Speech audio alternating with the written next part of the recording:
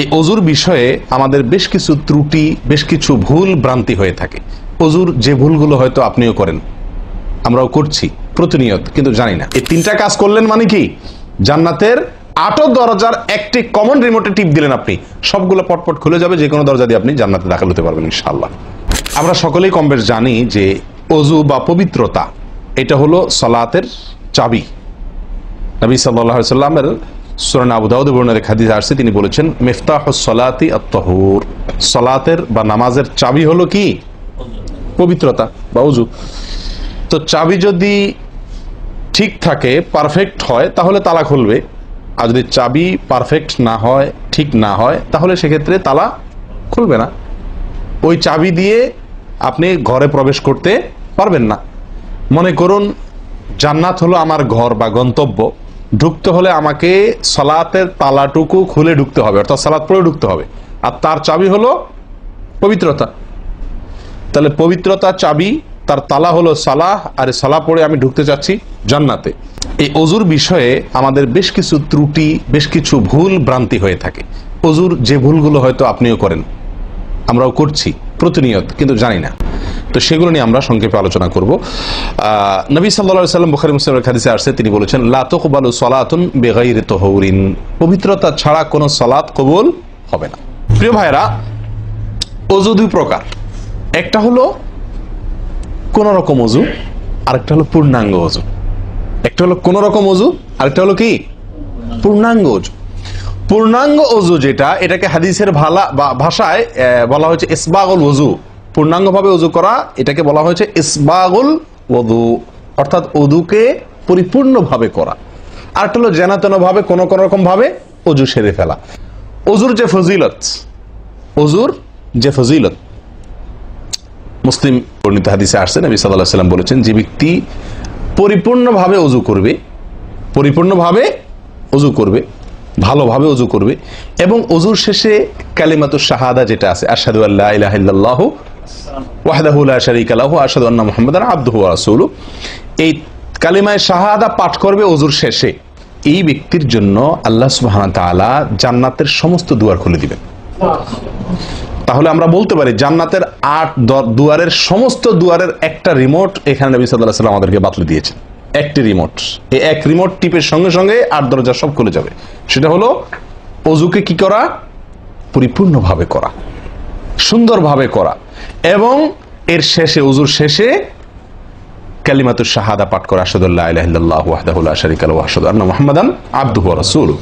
আপনি পাঠ করলেন, জান্নাতের সমস্ত দুয়ার এর রিমোট যেন টিপ দিলেন। এই তিনটা কাজ করলেন মানে কি, জান্নাতের 8 দরজার একটি কমন রিমোটে টিপ দিলেন, আপনি সবগুলো পটপট খুলে যাবে, যে কোনো দরজা দিয়ে আপনি জান্নাতে দাখিল হতে পারবেন ইনশাআল্লাহ। প্রিয় ভাইরা, এখন আসি আমরা অজুতে কি ভুলগুলো আমাদের এমন হয়, যেগুলো কারণে আমাদের অজুর পূর্ণতা নষ্ট হতে পারে। তার ভিতরে 1 নম্বরের ভুল হলো, যেটি আমাদের হয়ে থাকে অজুর ক্ষেত্রে অনেকেরই, সেটা হলো বিসমিল্লাহ পাঠ না করা। অজুর শুরুতে কি পাঠ করতে হয়? বিসমিল্লাহ। আপনি যখন হাত ধুয়ে তো অজু শুরু করবেন, 2 হাতের কবজি 2 হাতে অজু শুরু করবেন না, প্রথম কাজ, তার আগে আপনি কি করবেন? বিসমিল্লাহ, বিসমিল্লাহ বলে হাত ধুয়ে তারপর অজু শুরু করবেন। বহু লোক আছি আমরা, অজুখানায় ওই গল্প করতেছি, আড্ডা মারতেছি, কথাবার্তা বলতেছি, এই বলতে বলতে অজু শুরু করে দিছি, তাহলে বিসমিল্লাহ কখন পড়তেছি? বিসমিল্লাহটা অনেক সময় অমনোযোগিতার কারণে, অবহেলার কারণে, অন্যমনস্কতার কারণে বিসমিল্লাহটা অনেক সময় আমরা বলতে ভুলে যাই। অথচ এই বিসমিল্লাহ পাঠ করা অজু শুরুতে অনেক বিশেষজ্ঞ আলেমের মতে ফরজ। অনেকে বলেন বিসমিল্লাহ পাঠ না করলে অজুই হবে না, আপনি যদি ভুলে বাদ দেন অজু হলো না। যদিও সংখ্যাগরিষ্ঠ ওলামাদের মতে এটা না, তাদের মতে বিসমিল্লাহ পাঠ করা এটা অজুর সুন্নাহ, এটা হলো অজুর কি সুন্নাহ। এটা আপনি যদি বিসমিল্লাহ বলে যদি অজু শুরু করেন, তাহলে অজুটার ভিতরে পূর্ণাঙ্গতা আসলো। অজুটার ভিতরে কি আসলো? পূর্ণাঙ্গতা আসলো। অজুটার ভিতরে, অজুটা আপনার হৃষ্টপুষ্ট হলো। এই অজুতে ইনশাআল্লাহ আপনার সালাত পূর্ণাঙ্গ হবে, যে সালাত আপনাকে জান্নাতে নিয়ে যাবে ইনশাআল্লাহ। তাহলে অজুর শুরুতে একটা প্রাথমিক ভুল হলো বিসমিল্লাহ ভালো করে না পাঠ করা। নবী সাল্লাল্লাহু আলাইহি ওয়াসাল্লাম বলেছেন, ইবনে মাজাহ হাদিস, লা ওযুআ লিমান লাম ইয়াযকুর ইসমাল্লাহি আলাইহি, ওই ব্যক্তির ওযু হবে না। হাদিসটি সহিহ।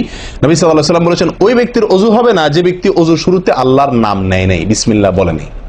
এখন ওযু হবে না বলা হয়েছে, এই হবে না বলতে হাদিস বিশেষজ্ঞ ওলামা ইকরাম এবং ফুকাহা ইকরাম বলেন, এখানে হবে না বলতে অজুর ওই প্রাণ হলো না, অজু পূর্ণাঙ্গ হলো না, অজুটা যেভাবে হওয়া দরকার ছিল সেভাবে হলো না, কোন রকম হয়ে গেল মার্শাল হাল, সালাত আদায় হয়ে গেল, দায়িত্ব খালাস হয়ে গেল, কিন্তু এটা যেভাবে আল্লাহ সুবহানাহু ওয়া তাআলা চাচ্ছেন, নবী সাল্লাল্লাহু আলাইহি সাল্লাম চাচ্ছেন, যেভাবে অজুর নির্দেশ আসছে সেভাবে হলো না। যদি আমি বিসমিল্লাহ পাঠ না করি, তাহলে বোঝা গেল অজু করার সময় আপনি কারোর সাথে কথা বলছেন, খোশ গল্প করছেন, মোবাইলে আলাপ করছেন, অন্য কোনো ব্যস্ততায় আছেন, অন্য কোনো ধ্যানে আছেন, ওই অবস্থায় হাত ধুয়ে অজু শুরু করে দিলেন, বিসমিল্লাহ পাঠ করলেন না। এটা হলো একটা ত্রুটি। এই ত্রুটি আমাদের হয় কিনা মাঝে মধ্যে? অনেকে তো আছেন নিয়মিতই করেন না, অনেকে আছেন করেন কিন্তু ওই যে অন্য মানুষকে হয়ে গেলে হাত ধুয়ে শুরু করে দিয়েছেন আর বিসমিল্লাহ আর বলেন নাই। তাহলে আপনি যে কোনো কাজের শুরুতে বিসমিল্লাহ বললেন কি না বললেন সেটা এত বেশি গুরুত্বপূর্ণ না, যত বেশি গুরুত্বপূর্ণ ওযুর শুরুতে বিসমিল্লাহ পাঠ করা, কারণ এটার জন্য পৃথক নির্দেশ এসেছে। এমনি তো একটা কমন নির্দেশ আছে, নবী সাল্লাল্লাহু আলাইহি ওয়াসাল্লাম বলেছেন কুল্লু আমরিন জিবারিন লাম ইউবদা বিসমিল্লাহ ফাহুয়া আবতার ওয়া ফি রিওয়ায়াতিন ফাহুয়া আকতা। যে কোনো গুরুত্বপূর্ণ কাজ আল্লাহর নাম দিয়ে শুরু না করলে সেটা অপূর্ণাঙ্গ থাকে, কাজটা অর্ধেক থাকে, অর্ধেকা থাকে, অপূর্ণাঙ্গ থাকে, পূর্ণাঙ্গতা আসে না যে কোনো ভালো কাজ। কিন্তু অজুর বিষয়ে নবী সাল্লাল্লাহু আলাইহি ওয়াসাল্লামের আলাদা নির্দেশ আছে, অজু হয় না এমন কথা তিনি বলেছেন। তাহলে বোঝা গেল অজুর শুরুতে বিসমিল্লাহ। আমাদের এই ভিডিওটি যদি আপনার ভালো লেগে থাকে তাহলে ভিডিওতে একটি লাইক দিতে পারেন এবং আপনার প্রিয়জনদের সাথে শেয়ার করতে পারেন, এবং এইরকম আরও ভিডিও পেতে আমাদের ইউটিউব চ্যানেলটি সাবস্ক্রাইব করে পাশে থাকা বেল আইকনটি অন করে দিন।